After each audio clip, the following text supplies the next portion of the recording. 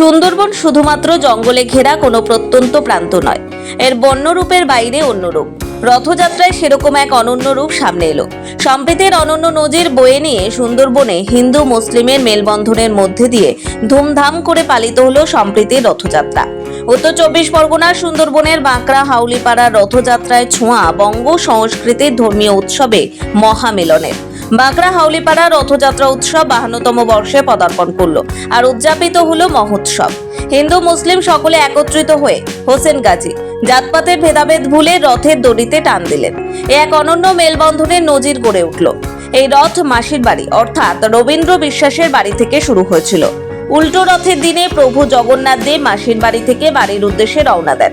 সাবেকি নিয়ম মেনে পালিত হয় এই রথযাত্রা উৎসব।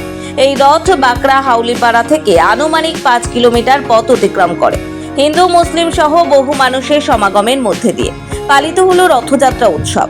সকলে একসঙ্গে প্রসাদ গ্রহণ করেন, সেই সঙ্গে সাবেকি নিয়মের মিষ্টিমুখ ও চলে পাঁপড় বিতরণ। আর এই মিষ্টিমুখের মধ্যে দিয়ে সুসম্পন্ন হলো বাঁকড়া হাউলিপাড়া রথযাত্রা উৎসব। এতে খুশি সমগ্র এলাকাবাসী। উদযাপন হলো সেই মহামন্ত্রে, যার নির্যাস ধর্ম যার যার, উৎসব সবার। নোবেল বাংলা।